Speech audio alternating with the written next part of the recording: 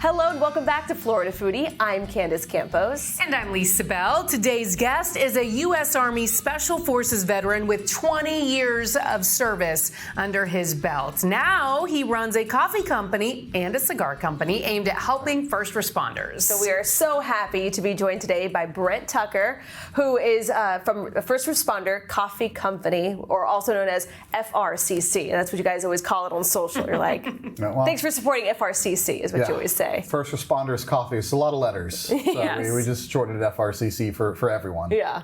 So tell us a little bit about your background, because obviously you have this coffee company now that's focused on first responders, but you've served in the military. Tell us how you got started with that. So I'm a Floridian. I'm a local boy. In fact, I'm a 9th generation Floridian. We've been here a long time. And when 9/11 hit, I joined the military. Had no intentions to join the military, but 9/11 hit. I was in the military on 9/27/01, as fast as they'd let me in. And I really only intended to do a quick 4 years, come back to Central Florida and work in the family business. But life had other plans. I eventually, tried out to be a Green Beret. I made it. I spent 8 years as a Green Beret, tours of combat back and forth. And then I had a decision to make to stay in the military or get out at the 10-year mark. And I decided, well, I'll try. I got through Special Forces selection. Let me see if I can squeeze through one more. I went to Delta Force selection. I got picked up. And 10 years later, that rounded out a career, 13 combat rotations and many other rotations or shorter missions back and forth. And when I retired from the military, I had to figure out what it is I wanted to do when I grew up. So I started training SWAT teams and police officers just randomly. I'd get these random requests from other friends that were training saying, hey, would you come out and help? So I started, that's how I really got into the first responder realm, by going out there, training with them, seeing the things they dealt with. And it was a lot to see coming from my world, where I had all the resources that I want. Everybody, generally speaking, supported my service. And you get put in this situation where you see them, that their communities rely on them, need them, and they don't have nearly enough resources that they need. Not everyone appreciates what they do until they really need them. I always wanted to start a business, so I had the idea, hey, let's create something that puts the force of this business behind and for first responders, and that's the birth of First Responders Coffee Company. And why coffee? What is it? What is it about coffee that? I saw those guys drinking a ton of coffee and giving me a ton of coffee, and I just said, although the coffee is kind of a saturated business, I felt like there was an opening in that realm for coffee. There really wasn't a coffee company aimed just at first responders. So I said, obviously, I need a product that they use, that they'll identify with. From a business standpoint, it's a consumable, so it's not like I just get to sell it to them once. Hopefully they continue to reorder it, and obviously not just them. It's targeted towards first responders, their family, their friends, first responders, supporters in general, which really take up the lion's share of our customer base. And it's not just a product that first responders might enjoy to consume, but you're also raising money by selling this for first responders. Absolutely. We are a for-profit business. We're not a not-for-profit, but the intention was always to use this to raise money for first responders. And we're super proud of what we've done to date. We opened in November of last year, and we've already donated over $20,000 to first responder causes. From everything from into watch donations, injured officer donations. In fact, our last one was a check to an injured EMT paramedic that rode in an ambulance in New York City, and as she was caring for this victim, who was a criminal, wakes up, stabs her 3 times in the back of the ambulance, and now she's in a fight for her life. So we sent her a bunch of coffee, a bunch of shirts, sent her a check that said, hey, this is for you. which they always have a problem spending money on themselves. Say this is for you to do something that you wouldn't normally do for yourself. Go out, buy a $200 steak and an expensive bottle of wine. Go jump out of an airplane. I always send them a handwritten letter because I've been shot before and injured in the line of duty, had to go through the rehab process. So I know what that's like. And so every one of those that go out, I also send a handwritten letter of encouragement from someone who's been there. And there's a big mental health aspect to this as well, because you were also saying, you're a first responder, getting together with first responders over potentially a cup of coffee. Why is the mental health conversation so important? I mean, from military, from local? It is. In one aspect, I wanted to do it because I wanted to do it differently, because I feel like it's a buzzword that a lot of people use. They say, mental health, but there's a lot of people out there talking about mental health and with good intentions, but they've never been through it. So they're telling people from what they know or what they've read. They're trying their best to try to do the academics solution to PTSD and stress, and I think it resonates better from someone who's actually been there, gone through it, has handled it, and gets to tell you from experience, I know what you're going through. I've done it right, I've done it wrong, and I've done it right. I've been on both sides of it, and it really resonates with them. So I enjoy doing that. Well, we love what you're doing. It's, coffee with a purpose to the nth degree. You mentioned earlier that the coffee market is already saturated, but no one's doing quite what you're doing. And we see some coffee that you brought here today. In front of me, which I appreciate, is the pecan-flavored bourbon-infused coffee. But tell us exactly what you have, and if you're trying your coffee, what sets it apart from other coffees on the market? Yep, absolutely. So when we started this business, there's two things that we knew we had to separate ourselves from. Our mission as a coffee company. Again, there's a lot of coffee companies out there. What makes us different? I explained that. We also knew that we want to separate ourselves from other companies, from our coffee as well. So we do something that most companies do not do, and we use 100% Brazilian Arabica beans. So it's not a mixture. It's not Colombian. It's not Colombian and Brazilian. It's 100% Brazilian. And I'll tell you the important of why that matters. Brazilian coffee is low in acidity. It's just their soil just naturally has a lower in acidity content to it. That transferred to the beans, and even all the way through the roasting, the grinding, and into the packaging process, it gives you a lower in acidity coffee. So it has health benefits from one aspect, but that lower acidity also comes through in the flavor. You get a full flavor from it, but you don't get a bitter coffee aftertaste. Nice. So we get it all the time. We go to conferences, we hand out samples, and people walk around sipping our coffee, and then happens all the time. They'll make their way all the way back to us, and they'll say, "I just want to let you know, this is a really good cup of coffee." Yeah. And it's always nice to hear, but sometimes they're so surprised. I don't know, like, well, what did you think? What were you expecting? Right. Were you expecting it to be bad? It's not just a gimmick of first responders tug of your heart, and now you have to drink bad coffee if you want to support first responders. So we put good coffee in it, with a good cause and purpose, and we really think, putting the extra dollars into a good product is what's going to continue to help it separate us from everyone else. So where does this roasting process take place? I know you have a footprint in Longwood in Central Florida, but tell us how the process actually works. Yep, our roaster is out of Orlando, so it's a completely Central Florida process. Our roaster's in Orlando.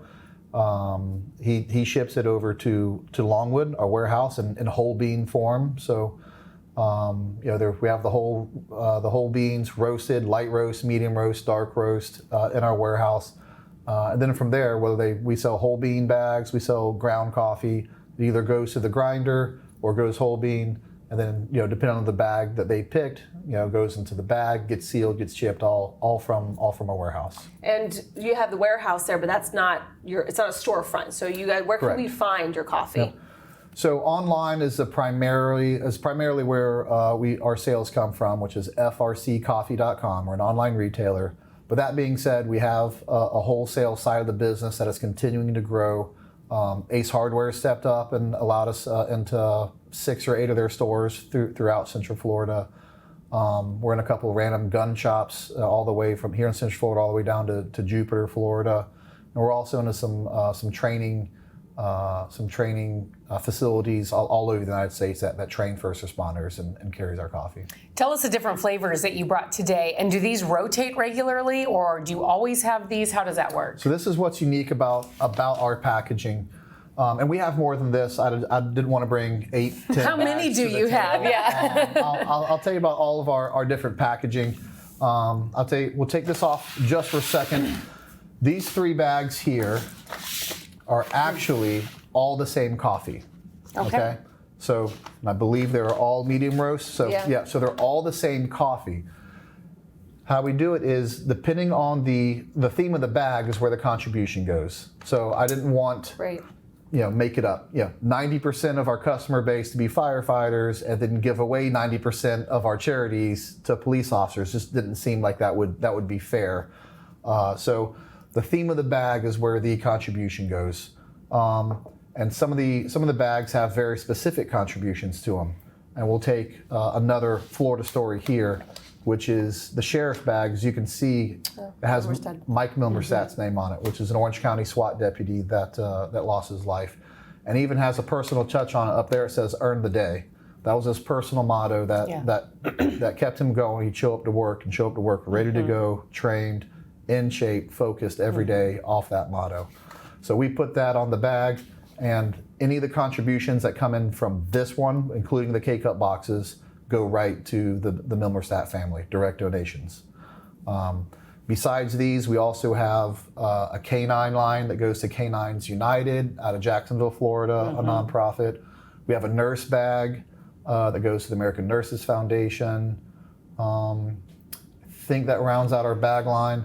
And you were telling us on the firefighter one, this is actually a Seminole County firefighter. Yeah, even the people on the bag. This is a Seminole County firefighter. This is an Orlando police officer on this Tell us bag. about their stories.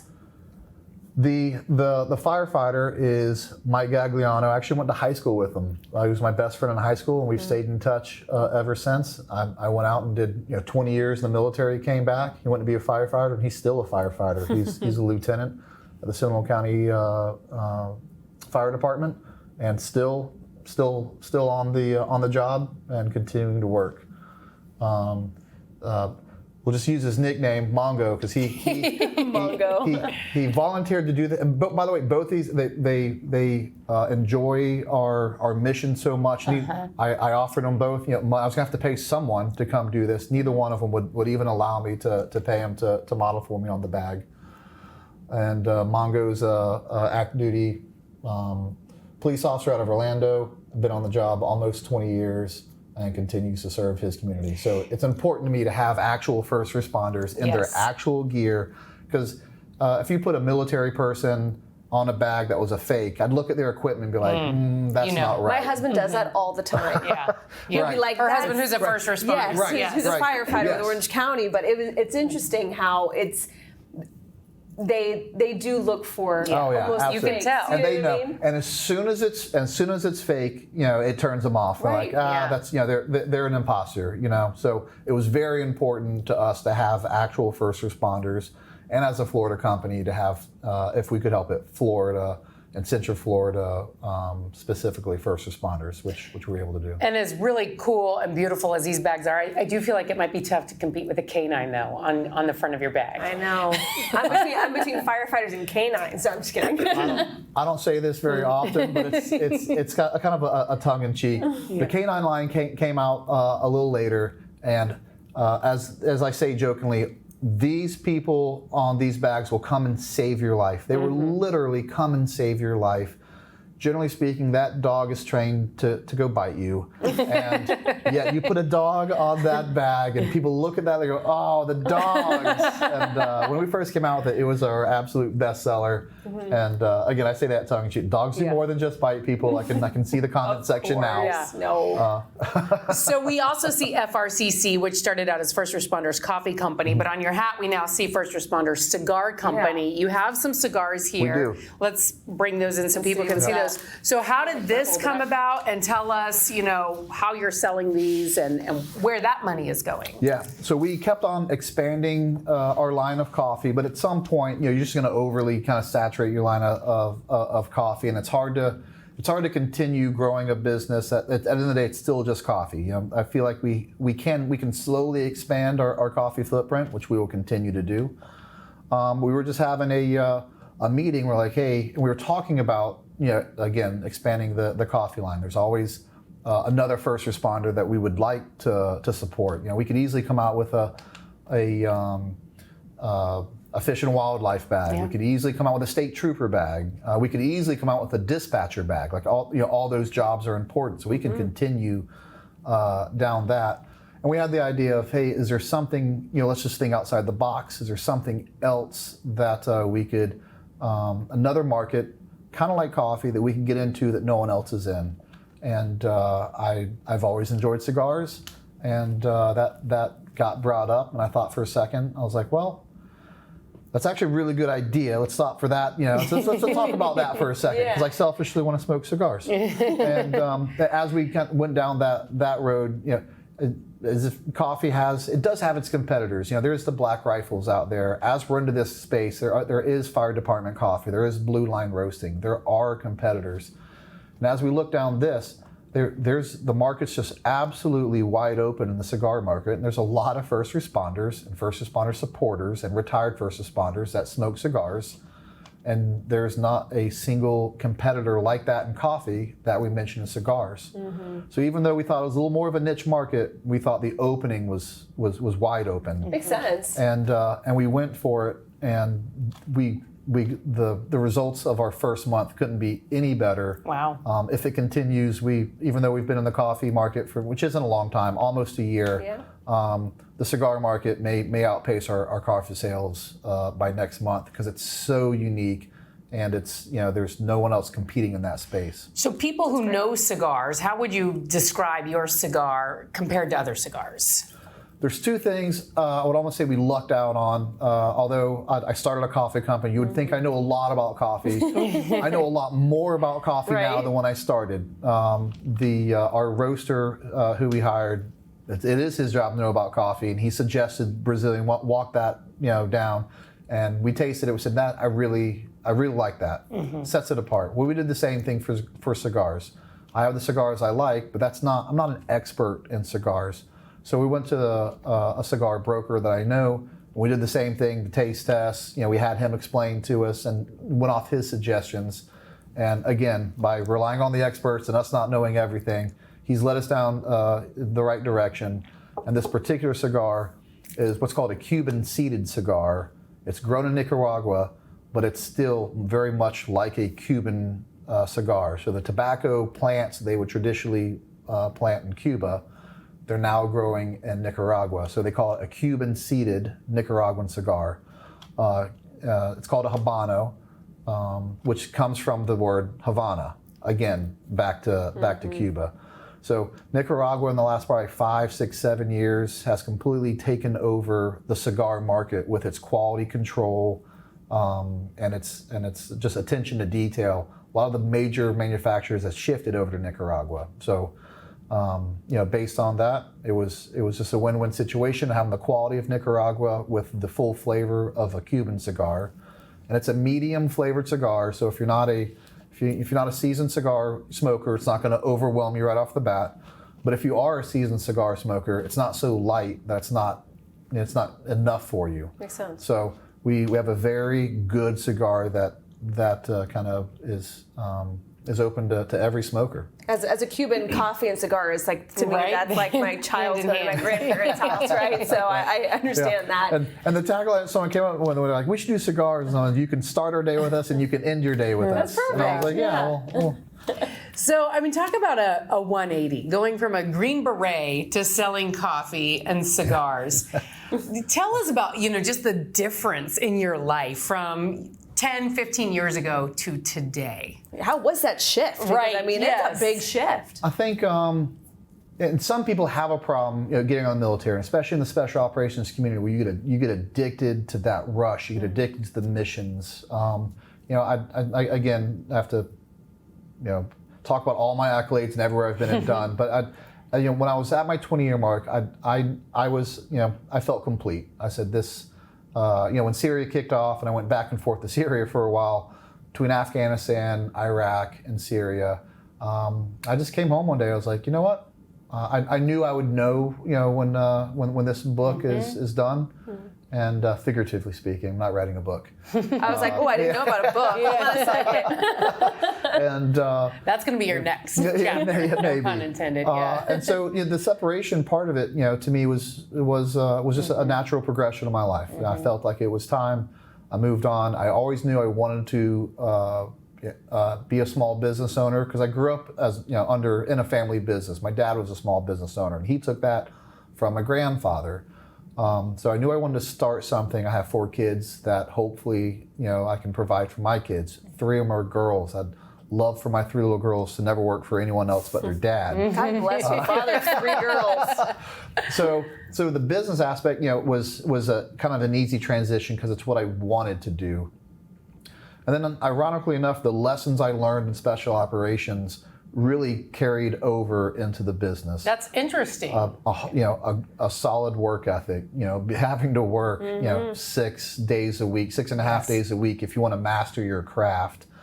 Being able to make a plan, whether it's going into combat or a business plan, setting out a really solid plan where you feel like you've crossed your T's and dotted your I's.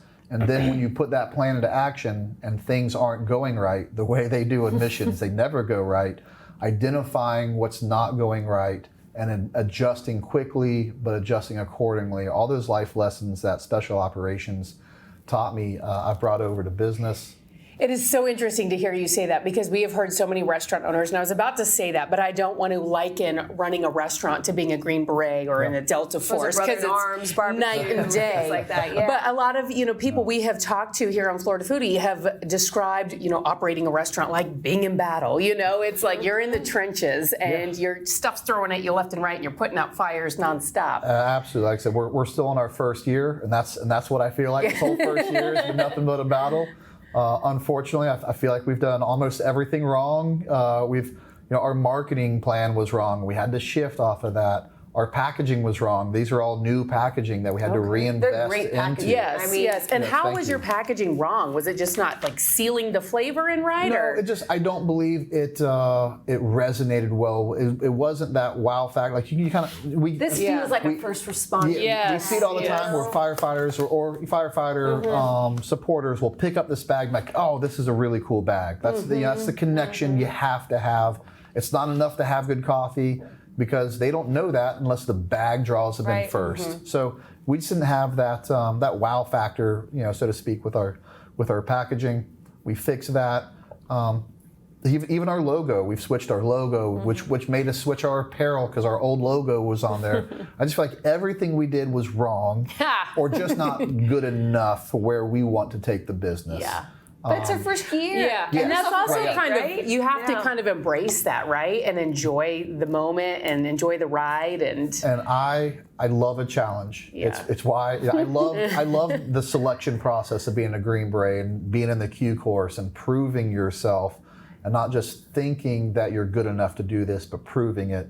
And it's really the same way in business. There's a lot of people who say they're going to be a business owner or want to, but it's a whole nother level to go out there, put your life savings into a business, gamble with your own money, and then go out there and have to prove it, every day that, not only was I successful here in the military, but I can be successful in business too, and I love that challenge. And talking about kind of your future plans, we were talking about this before we started taping, that you kind of like doing a little group session that you're bringing some people together. Is this something that you might be doing in the future? Yeah, we once a quarter we want to try to do this. We've gone out because of my past as a Green Beret and Delta Force operator.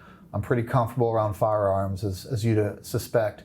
And we've taken law enforcement, guys out shooting, just to have a relaxing day and then talk about mental health. And at some point, we kind of, looked at what we were doing. I was like, we need to do something even though they don't shoot guns like police do, there's plenty of firefighters that really enjoy shooting guns as well. And even if they haven't, it's a good, fun first experience. So this last Saturday, we took a group of 10 firefighters from throughout Florida. We brought them to the shop. We showed them the coffee process. They all made bags of coffee that they got to keep and take back to the station. Then we all got in a van that chauffeured us over to the range, and we shot for 3 or 4 hours. We shot pistols, M4s, AK-47s. We just had a really good time out there. And then at the end of the day, we finished it with a talk about mental health. And again, everything that I've been through, what I did wrong, what I did right, and letting them get to hear it again from someone who's been there is something I really enjoy doing, and we will continue to do that. And we love that. Where can people find you online? Our website is frccoffee.com. The cigars, which are the same website as frccigars.com, if it makes you feel better about typing in cigars rather than coffee. And we're on Instagram and Facebook at FRC Coffee. Awesome. Brent, thank you so much for your service, for 20 Absolutely. years of service. We really do appreciate it. Thank you so much for having me. Hey, it's been a pleasure. Yeah. It was fun. And for doing such great things for our first responders here, not only in Central Florida, but around the country. So thank you for that. Absolutely. Glad to do it. Happy first anniversary. Thank you. Thank you for listening to Florida Foodie. We'd also like to thank our guest, Brent Tucker. You can find his business online at frccoffee.com. You can also find it on Facebook and Instagram. Be sure to follow Lisa Bell online. Search Lisa Bell News on Facebook and Instagram, or Lisa Bell News 6 on Twitter. You can also find Candace Campos on social media. She's on Twitter. Just search @Candace News 6. On Facebook, search Candace Campos News 6. And on Instagram, search Candace Campos WX. Also, a big thank you to our technical producers, Derek Mosier and Ryan Haley, and our director, Bob Myers. I'm the show's producer, Thomas Mates. Please take the time to rate and review us on Apple Podcasts and Spotify, or wherever you stream podcasts. And you can find videos of all of our podcasts on clickorlando.com and on YouTube. Just search for Florida Foodie.